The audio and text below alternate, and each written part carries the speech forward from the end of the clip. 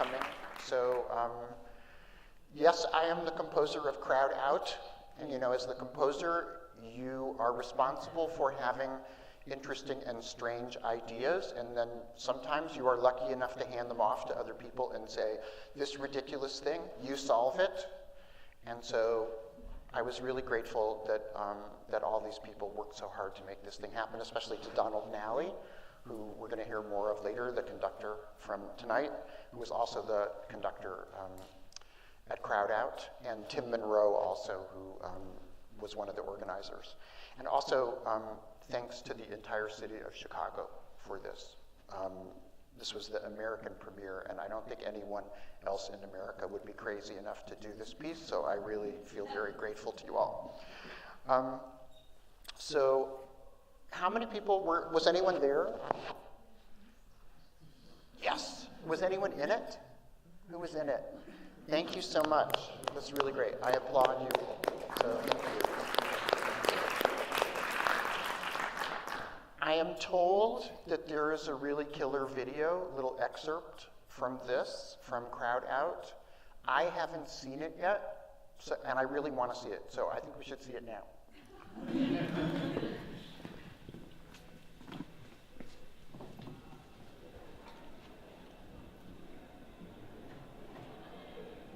We're probably about 3 or 4 minutes away from the opening of Crowd Out here in Chicago from the American premiere of this piece.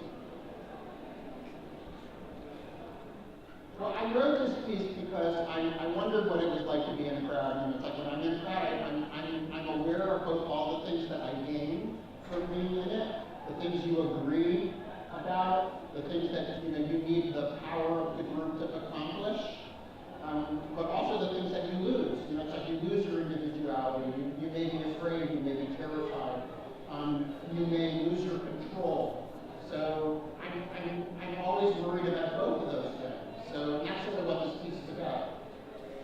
A real effort was made to make the performers here look like a great cross-section of the city. I'm very appreciative of that effort.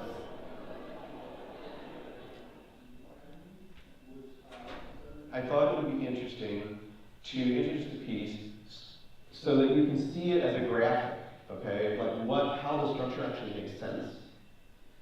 The piece can be performed by anybody, regardless of whether they can read music, and that's because of the nature of the instructions.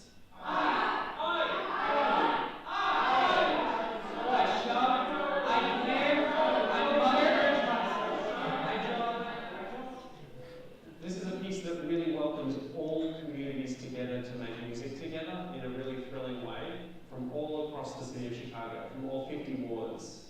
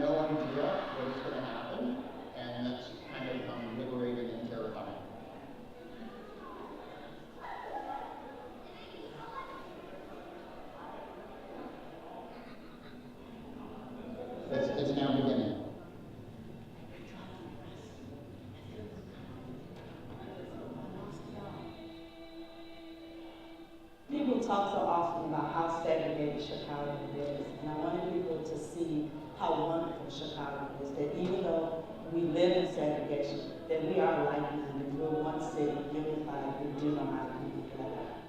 And there's so many people out here, and it's a great day. The universe agrees with us already. It was especially powerful when things were out of sync with one another, and when you had these interesting ways that things were rubbing up against one another.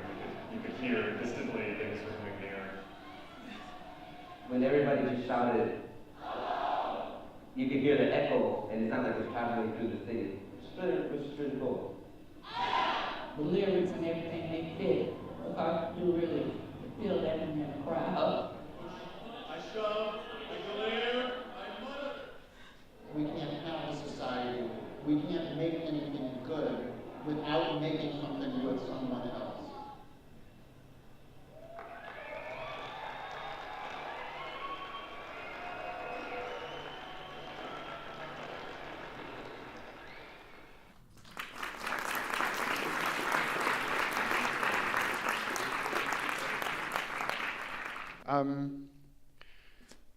I'm embarrassed to say I'm wearing exactly the same clothes. I do actually own other clothes. I'm really sorry. Okay. So that was really fun. It was really great. And I went around to every single group and sang with them during the performance. So for me, that was really exciting. I think I got to experience everyone from every different ward of Chicago, from professional people to little kids. I sang along with them, so I think in a way I had the best experience. It was super fun. Thank you. But I should say how this piece came about, and I'm not really a community-based composer, or at least I didn't plan on becoming a community composer. I'm a very nerdy classical musician, and classical music is about thinking of things that really great musicians can do and giving them very precise orders on how to do them. So usually I work with orchestras, I work with very highly skilled musicians, and I make them rehearse forever to work really hard, and I'm really fussy. So I myself am shocked that I have now got sort of into this world of doing things with people who are not at that level, and I can tell you how it happened. So 25 years ago, I was doing a project in London, and it was one of these projects that required a lot of rehearsal. So I was there for a week, and I was there staying at a friend's flat, and I had nothing to do at night because we would rehearse all day. And I would wander around the city trying to think of something to do. And I wandered through the neighborhood of Islington, and in those days, that's where the Arsenal football team, the soccer team, had their stadium. So I was walking by right as a soccer match was starting to begin, and there was someone outside selling tickets. And I thought, I'm not a sports person, and I'm not a soccer fan, but I have nothing better to do. And so I bought a ticket, I went in, and so you enter this arena, there's 60,000 people, and the first thing that I noticed is they're all singing, they're all yelling, they're all screaming, and occasionally there are these songs that every single person in the audience knows, and they start singing them. Most of these songs are very lewd, I will say. So I was very embarrassed to hear a lot of these songs. But the exciting thing about it for me is thinking as a composer who orders highly skilled musicians to do very specific things, the idea that there was a bunch of ordinary people and they were all making this music together. They were all making this sound together. If you knew the really rude and disgusting and crude song, it didn't matter if you had a good voice. You were welcome to sing along. And everyone was welcome. And so that feeling is something that classical music doesn't always have. The feeling that everyone has a doorway into participating in a piece. So I wasn't really watching the match much. I was listening to this incredible noise. And so I thought about how cool that was, and I thought about how I felt. And of course, being the nerd that I am, I spent the whole time trying to check it against my memory of this unbelievable book by the Nobel Prize-winning author Elias Canetti called Crowds and Power, which is this kind of pseudo-anthropological book where he imagines all the things that happen to you when you are in a crowd. So I came out of that experience, I'm thinking just what an amazing sound it was and an amazing community that got built to yell all these really rude songs.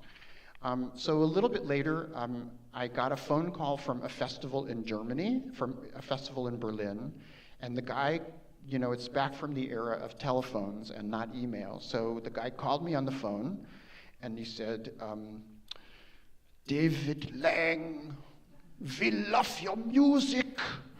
We want to commission a piece from you, a piece only we can commission because we love you so much. What is the piece that you have always wanted to do that no one will let you do? We will let you do it because we love you so much. And without thinking about it, I said, oh, I have that piece. I want to write a piece for 1,000 people yelling in the street. And he said, oh, we call you back. And that's very funny, right? You know, right, this is a composer's life. You think of something interesting to do, you make the mistake of telling someone you actually want to do it, and then you are humiliated by not being allowed to do it, you know? So I told this story as a joke for many, many, many years because it's so funny. Then I won the Pulitzer Prize, and I told this story after I won the Pulitzer Prize, you know, in a room full of people that I was hoping I could crack up with a good joke. And everyone laughed because it's very funny, and one very serious person in the corner came up and said, oh, I'll commission that piece. And then I had to do it.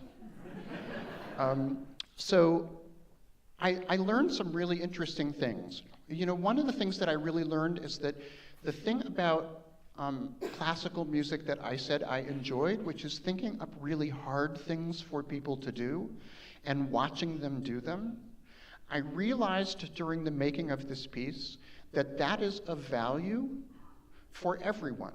The value of having something difficult that you have to work on, that you have to accomplish, that you have to achieve, and that you need your neighbors, you need a community of people to accomplish, that you can actually have that same experience of making something difficult for normal people to accomplish. And you still, at least for me, I still get that same power that I get out of watching professional musicians struggle to do something hard. Because this piece is very difficult. As the people who are in it know, you have to rehearse, you have to be there. It's not a flash mob. It's not something where you show up and be yourself. It actually is something which is very beautiful and powerful to me, which is people coming together to solve a problem. One of the things that I think is so beautiful about music in communities, which is on my mind now because of the political situation we are in and because of the world we live in, is that music offers something great that few other disciplines offer, few other experiences offer, which is that you have to believe that it has value before it can have value.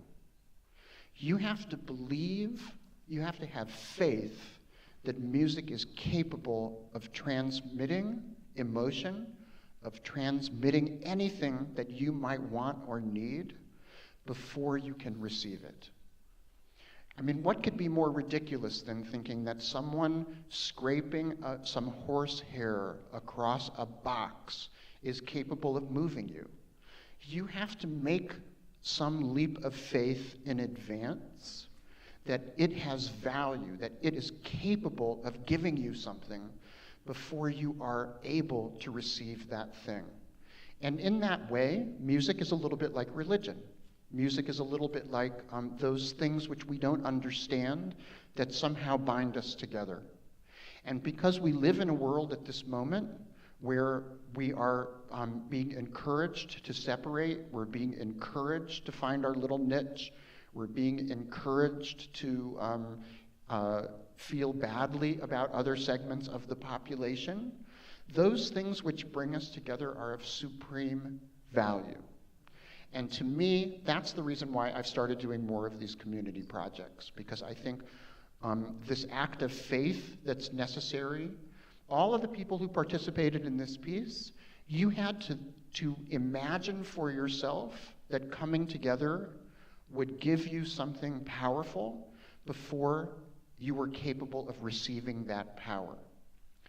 And what I like about music, as far as this, is that it's completely, in a way, useless. It doesn't really do anything. It doesn't build a building at the end. It doesn't paint a picture. It doesn't give money to anyone. It doesn't, certainly not to the people who do it.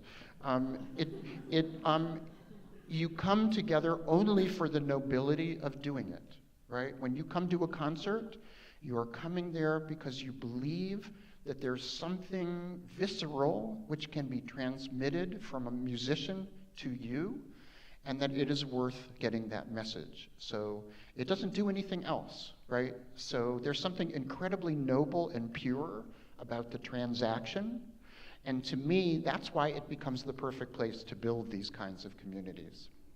So I did Crowd Out, and Crowd Out has a kind of personal relationship. So it's about the things that I imagine you feel as an individual as you watch what you are losing towards to the crowd. So the crowd has this incredible power, and Crowd Out is about the things that you might think as an individual. So every phrase that's shouted starts with the word I.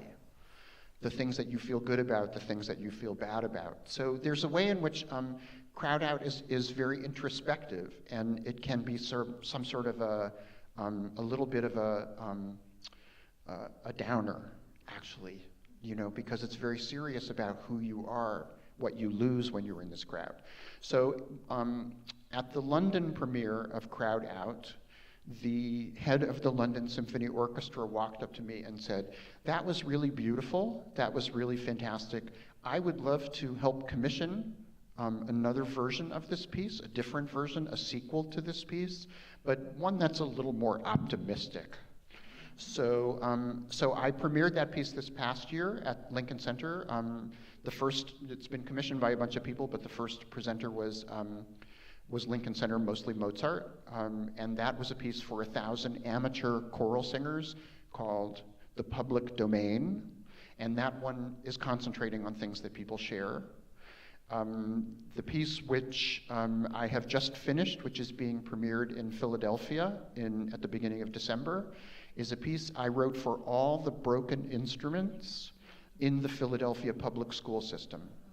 So someone came to me, the director of the Temple University Contemporary Art Museum came up and said that he somehow had miraculously gotten access to all 1,500 broken instruments in the Philadelphia school system and asked if I could think of something to do. So I made a piece of music that can be done we're going to have members of the Philadelphia Orchestra and school children who can't really play musical instruments yet, and everything in between. And I made a piece of music that they can all do together that kind of equalizes them. And they will all be played on these instruments which are all broken. And so I've asked for things to be done, and I'm expecting that what you're going to get is someone trying really hard to do something that these instruments can't do. So the performance is for 500 people on December 3rd. And then to me, the really most noble thing about that project is that we've raised enough money from this project so that at the end of this project, all of those instruments will be repaired and returned back to the public schools.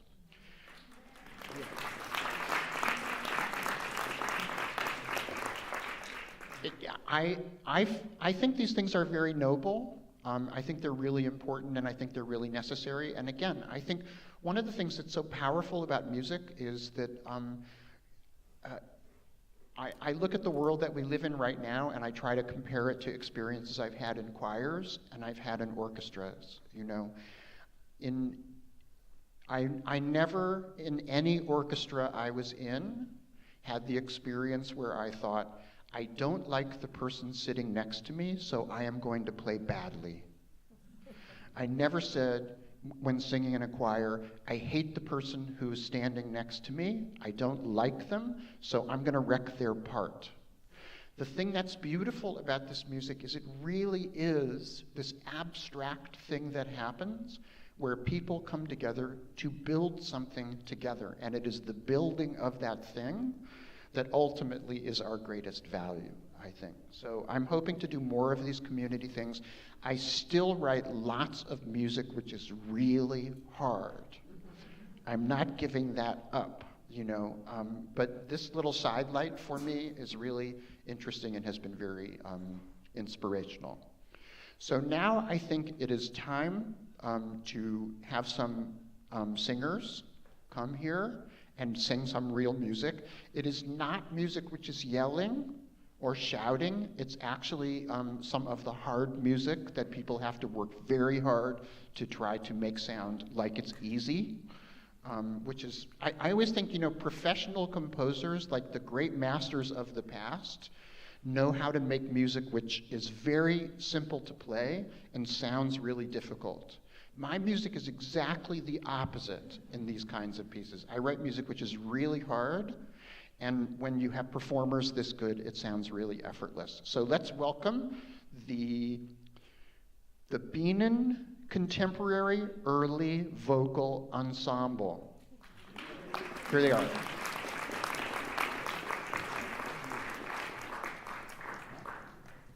So while they are coming up, I'm going to say that I'm going to introduce the three pieces which are being done here.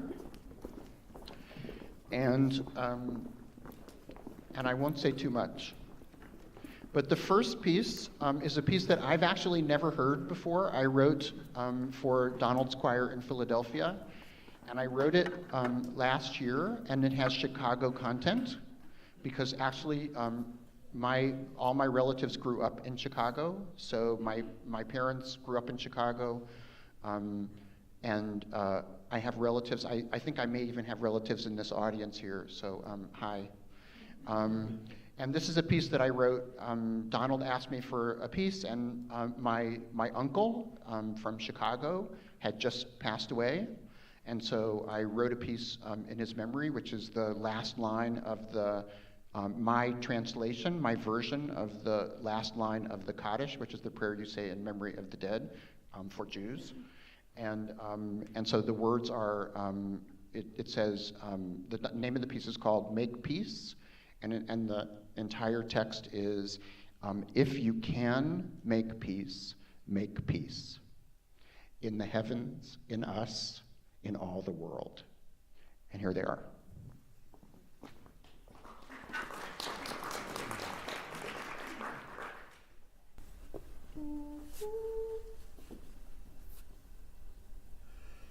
If you can make peace in the heavens, in us, in all the world. If you can make peace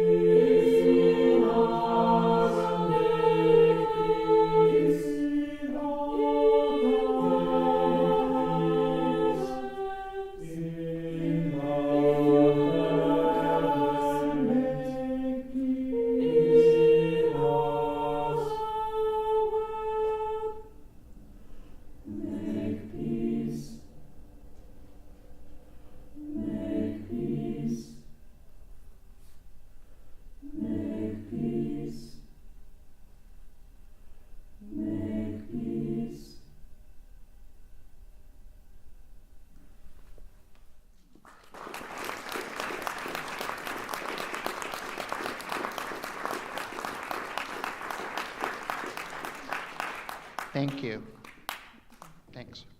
Okay, the next piece is a piece called Last Spring, and this piece was a piece I wrote for a chorus in Norway, dedicated to the music of Edvard Grieg, the great Norwegian composer. So, and it was by a choir called the Edvard Grieg Choir. So I only knew, God bless you, I only knew one choral piece by Edvard Grieg, even though I guess he has enough music you can dedicate an entire choir to him. But I only knew one piece, and that was a piece which was called Last Spring, the translation into English, so I made my own translation of the text. And this text is about spring coming and all the beautiful things that happen in spring, where an old man is watching spring flowers bloom and ice melt and spring coming again. But the man is also wondering if this will be the last spring that he ever sees. So, so that's this piece. I'm not going to say the whole text, but you'll figure it out.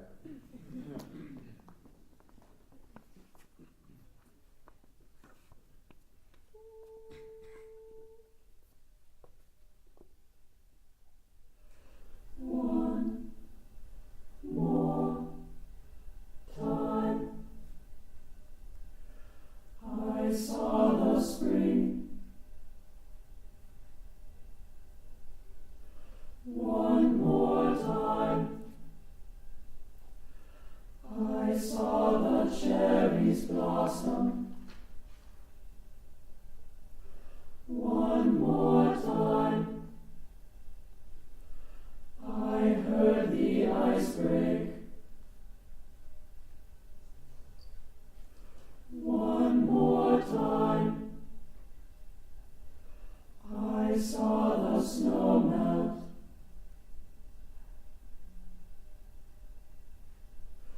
More time, more time, more time, more time. More time, more time, more time, more time. One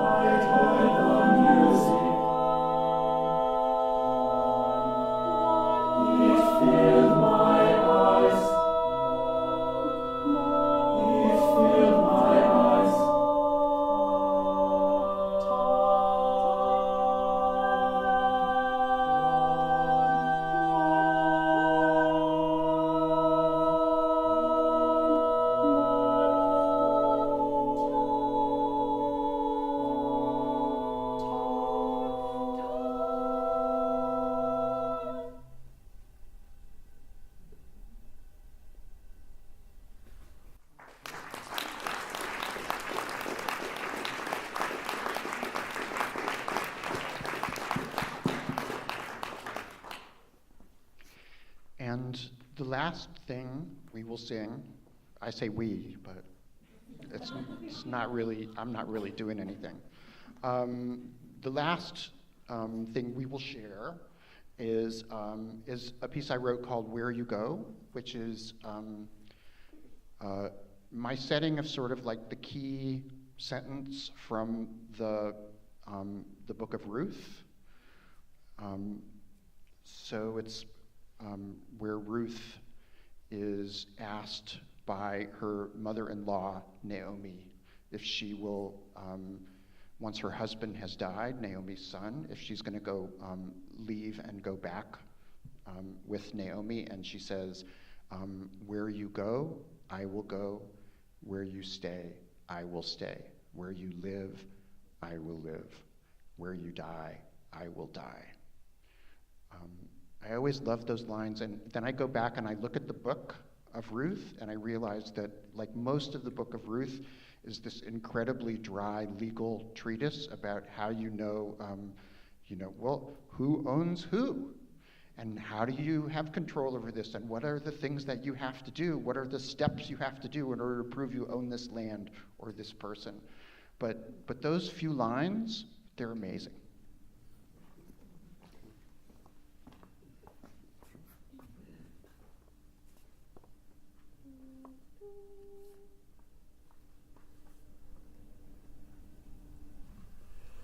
Where you go, where you stay, where you live,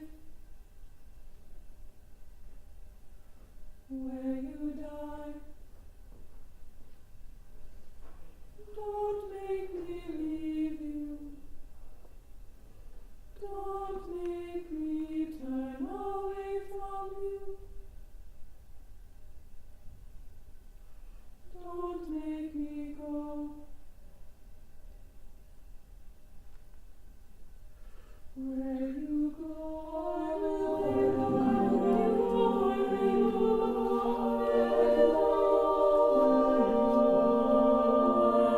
where you stay, where you stay, where you stay, where you stay.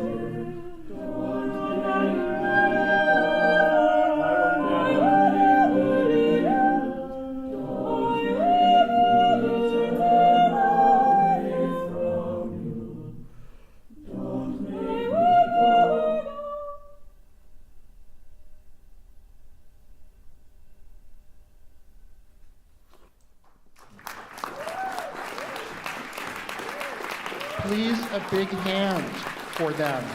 BCE, VE, BCE, BCE.